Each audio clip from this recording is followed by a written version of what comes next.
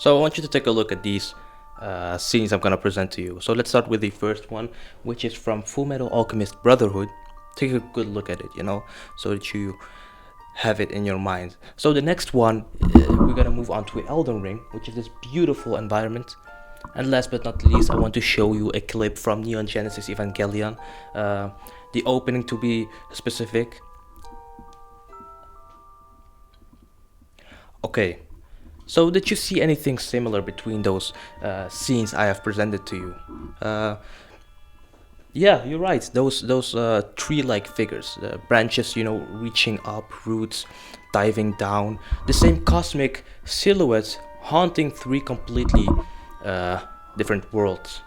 And the first time I saw this tree-like figure back when I was watching Fullmetal Alchemist, I thought it was really unique to the anime itself, some secret lore symbol that belonged only to that world itself. And if I'd stopped there, I probably would have chalked it up as one of those cool anime mysteries and moved on. But as I grew older along my teenage years, watching some more things, playing some more games, and it really kept reappearing actually.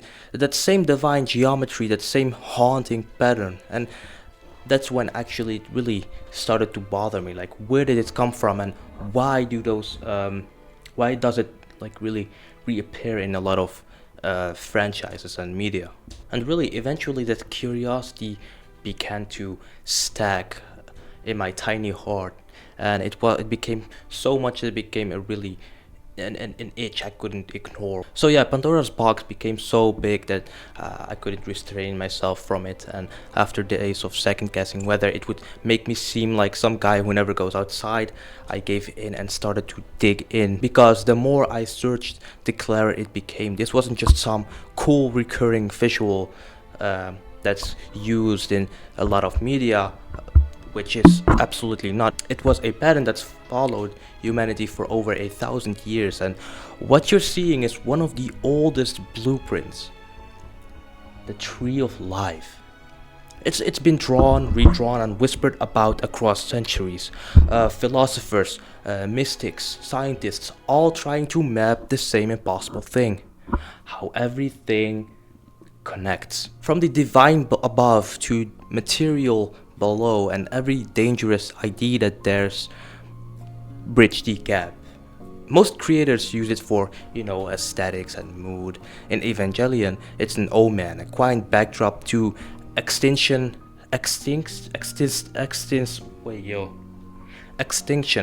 flashing behind secret councils and world-ending prophecies. In Elden Ring, it becomes a worship incarnate, the Erdtree, radiant and holy, decaying from within. But in Fullmetal Alchemist, it's not just a decoration on the Gate of Truth. It's the operating system of the universe, because the Gate of Truth that Edward opens, that endless wide void carved with those same branching paths, is the Tree of Life. You see those circles and lines and symbols that were etched into those doors.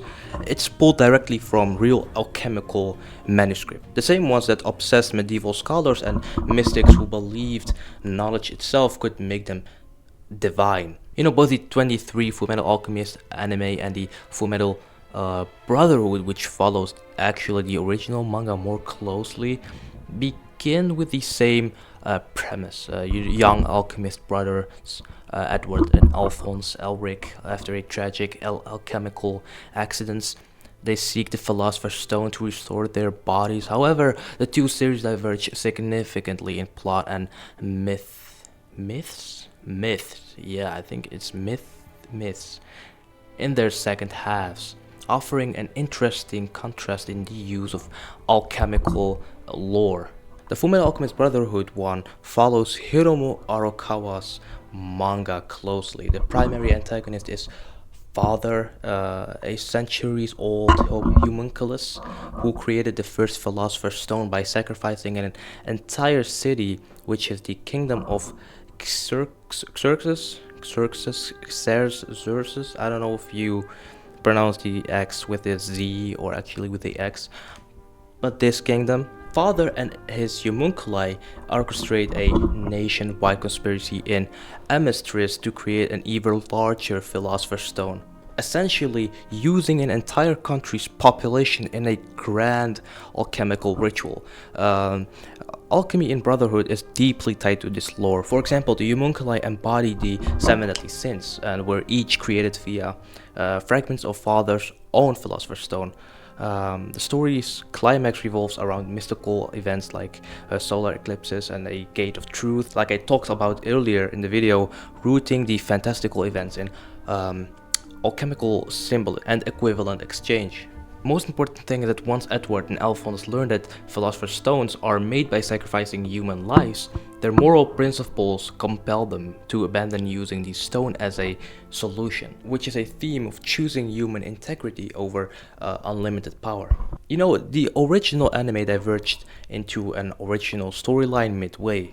Here the villain is Dante, an immortal alchemist who, along with Edward's father Hohenheim, created a Philosopher's Stone centuries ago and used it to prolong. So what they did was they were transferring souls between bodies, and that stone eventually deteriorated, and Dante seeks to create a new stone. The 23 series introduces concepts like red water and red stones, imperfect precursors to the Philosopher's Stone, and even connects the Gate of Alchemy to our real world in a WW1 era parallel universe. The homunculi in this version are the byproducts of human transmutation attempts rather than Father's offspring. But despite the differences, both versions stress the human cost and moral taboos of seeking the Philosopher's Stone, whether it's the genocide of an entire clan, city, or nation, or the gruesome experiments in Laboratory 5, which is in the 23 anime. The message is clear, and the ancient dream of alchemy, obtaining miraculous power and defying natural law, comes at an enormous ethical price. So originally I really wanted to keep it at a 20-minute max video, so I'm running out of time a little bit, but I hope we can squeeze as much information in this 20-minute video, and if not, we're gonna make a part 2. So y'all don't have to worry. Anyway, let's take a look at this painting from Joseph Wright of Derby's, which is painted in 1771, and the title is The Alchemist. It portrays an alchemistic praying fervently for the miraculous discovery of the Philosopher's Stone, a legendary goal of real-world alchemy. In historical alchemical lore, the Philosopher's Stone, sometimes called the Great Elixir or Sage Stone, was a mythic substance said to transmute base metals into precious gold and even grant immortality. For centuries, it was the most sought after goal in alchemy, symbolizing the perfection and divine enlightenment, the culmination of alchemists' magnum opus or great work. Alchemists gave it lofty epithets like celestial stone, elixir of life, or red tincture, reflecting the breadth of powers it was believed to possess. And in some traditions, the stone was less a literal material and more a metaphor for spiritual purification and ultimate knowledge. Fullmetal Alchemist takes the idea of Philosopher's Stone and makes it a literal physical object, an alchemic amplifier or tremendous power, while also revealing a dark twist behind its creation.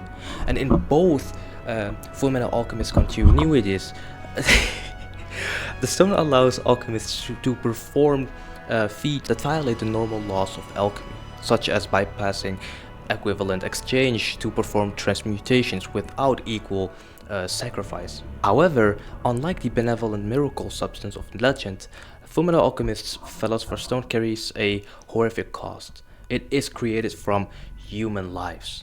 In Fullmetal Alchemist Brotherhood, we learn that the first true Philosopher's Stone was created by Father, the enigmatic homunculus, by sacrificing the entire population of Xerxes and in a single night. And this genocidal transmutation distilled the souls of tens of thousands of people into a single stone, literally forging power from human life. Later, during the Ishvalan Civil War, the homunculi coerced Dr. Tim Marco and other state alchemists to attempt making new stones from Ishvalan prisoners, a secret war atrocity that produced only incomplete stones. And when Edward and Alphonse finally uncover these truths, it cements the show's ethical stance. Such an abomination is too high of a price. As the Fullmetal Alchemist wiki notes, morality is largely the only thing preventing the creation of a Philosopher's Stone, since Edward and Alphonse refuse to pursue it further after learning it's made by, killing humans. And the stone in Brotherhood thus becomes a symbol of forbidden knowledge, the ultimate alchemical achievement tainted by ultimate sin. But in the 23 Fullmetal Alchemist, the exact mechanics differ, but the theme is similar. The secret journals of Dante and Hohenheim reveal they succeeded in creating a Philosopher's Stone around 400 years ago using methods that cost many lives. That stone granted them near immortality by allowing their souls to hop, like I said earlier in the video, if you remember. By the way, I don't know if it's a good idea to wear a green sweater, but anyway, in other words, Fullmetal Alchemist isn't just throwing, random occult symbols around. The Tree of Life on Edward's Gate signals that his journey for knowledge is a spiritual quest. It connects the mundane to the divine, much as Edward must learn that all is one and one is all. A core theme meaning everything in the universe is connected. And the very fact that only Edward's Gate shows the Sephiroth while other characters' gates display different alchemical engravings highlights that this symbol resonates with his personal path. And if there were any doubt that the show intentionally drew from Kabbalah, fans have pointed out that the word Adonai, which is Hebrew for Lord, a name of God, is literally inscribed in the diagram on Edward's Gate. A clue that attaining ultimate knowledge in Fullmetal Alchemist is akin to reaching towards godhood. At the threshold of this gate resides the mysterious character, Truth. When Edward or others are pulled into the wide expanse behind the gate, they encounter a featureless entity, often depicted as a blank, glowing silhouette of themselves. Truth famously introduces itself with the famous line that, like he says, one name you might have for me is the world or the universe, or perhaps God. And then he proceeds to say that I am all and I am one. So of course this also means I am you. That's what he says in the series. And in short, Truth is the personification of the universe, spiritual and moral law. It judges those who dare to, play kind of like the creator with alchemy. For example, when Edward and Alphonse commit the ultimate taboo, which is human transmutation, when they try to resurrect their mother, it is Truth who exacts the price, taking Edward's leg and Alphonse's entire body as payment. Symbolically, Truth ensures the law of equivalent exchange isn't really violated. You cannot gain limitless knowledge or power without sacrifice. And so, because of that, this entity can be seen as Fullmetal Alchemist's version of a higher gatekeeper. It's not really evil or good per se, but kind of neutral and vengeful in a karmic sense. A force that keeps human ambition in check. Many interpret Truth as akin to the concept of a higher divine entity or a collective consciousness in the Fullmetal Alchemist universe. In fact, within the gate's void, there is a gigantic eye and a mass of dark tendrils that drags the transgressor through, reinforcing that crossing this threshold means confronting a higher power. And the show's lore even implies that some infinite knowledge exists beyond the gate, and what the alchemist experiences is a brush with that omniscience. And it's telling that after these encounters, characters like Edward gain some enlightenment. He learns how to perform transmutation without drawing circles, but they also suffer loss. A nod to the old alchemical idea that enlightenment really has a price. And in a beautiful bit of thematic closure, Edward ultimately surrenders his gate of truth entirely, and with it, his alchemy powers. And as a sacrifice to bring back his brother's body by literally closing off his access to, infinite knowledge. Edward affirms that human truth like love, family, and the value of a life means more to him than absolute power. And this resolution drives home Fullmetal Alchemist's point. The true wisdom requires humility and human connection, not just peering into, the heavens. All these elements underscore how Fullmetal Alchemist uses religious and mystical symbolism with deliberate purpose. As one analysis noted, that Fullmetal Alchemist mythology has a closer tie to its religious symbolism than a show like Neon Genesis Evangelion. In Fullmetal Alchemist, real occult concepts like the Tree of Life, the Flamel Cross, or also the Seven Deadly Sins are tightly woven into the plot itself.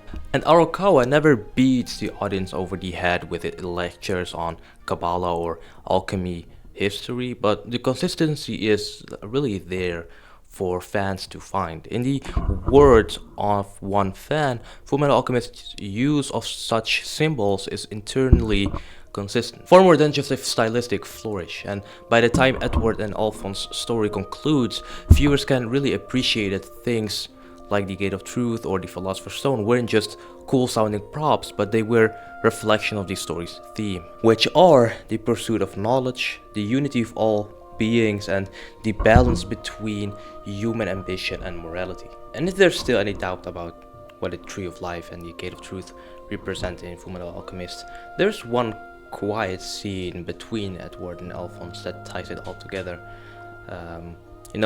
Where they were on a quest, trying to figure out what their teacher meant with one is all and all is one, and Alphonse ask Edward, have you figured out what the teacher meant by one is all and all is one? And then Edward explains it to him with I ate ants to survive, and if I died, the ants and other animals would have eaten me, and I would go into the earth, become grass, and the rabbits would eat that. And round it goes, means seeing yourself not as the center of the universe, but as one link in its endless chain. And the Gate of Truth represents forbidden knowledge. The tree carved into it shows the shape of that knowledge, and this scene, it shows the humility required to carry it. And that's what sets the Fullmetal Alchemist apart. It doesn't just name drop esoteric symbols, it gives them emotional weight. It lets two brothers sitting in the dirt stumble into metaphysics and come out with a better understanding of who they are and who they're not. And now, to see how a very different series use some of the same symbols, but for a completely different reason, let's look at Neon Genesis Evangelion. While Fullmetal Alchemist embeds symbolism deeply into its plot mechanics, Neon Genesis Evangelion, which came out in 1995, provides a useful counterpoint.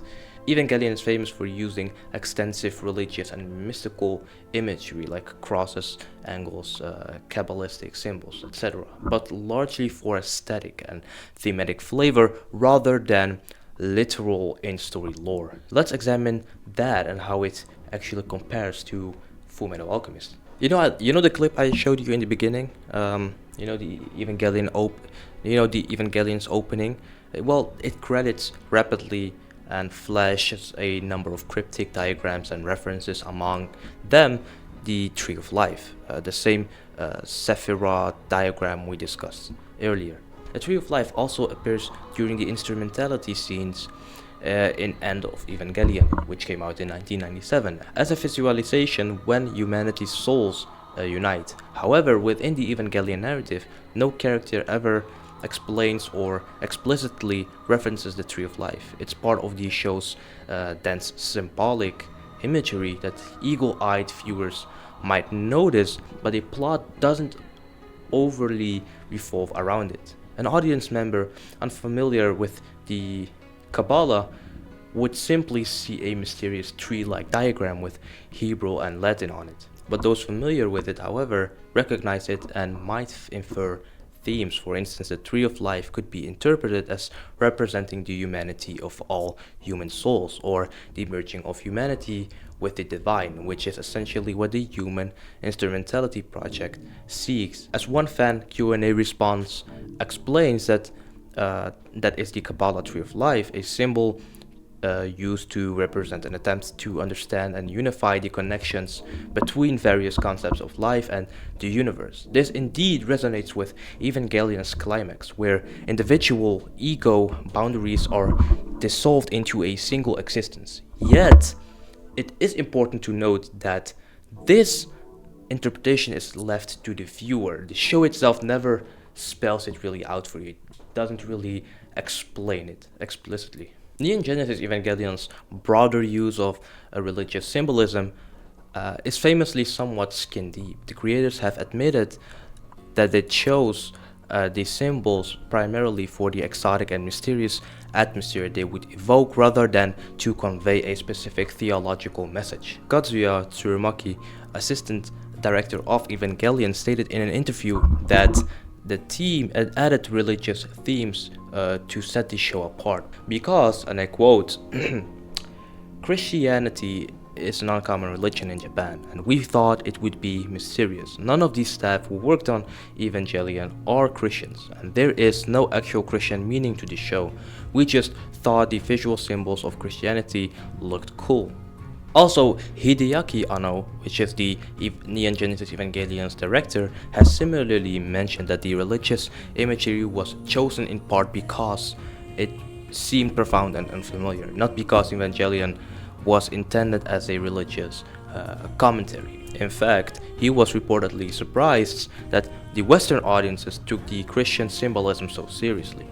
And this doesn't mean that the symbolism in Evangelion is entirely random. It still creates a powerful motive system that reinforces some of the show's themes like isolation, apocalypse, and rebirth. For instance, every time an angel is destroyed, it explodes in a cruciform blast of light, visually tying the series' violent battles to religious imagery of sacrifice.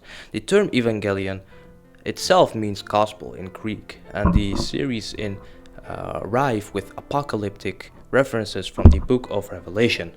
And these elements give Evangelion a grand operatic tone, fighting giant angels with the spear of Longinus, etc., which really elevates the mecha genre to something that feels like it's about the fate of mankind's soul, not just physical survival. And the SEAL organization in the story uses occult and Kabbalistic imagery.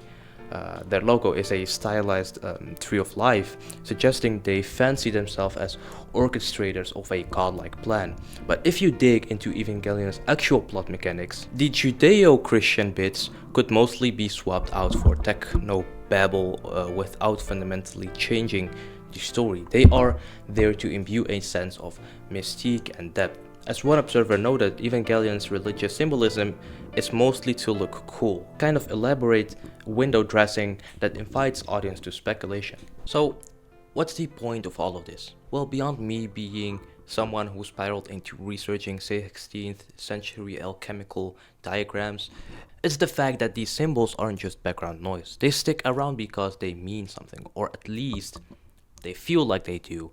Some creators use them to build actual rules, like in Fullmetal Alchemist, where the Tree of Life literally structures the universe, where truth isn't just a character but a cosmic equation.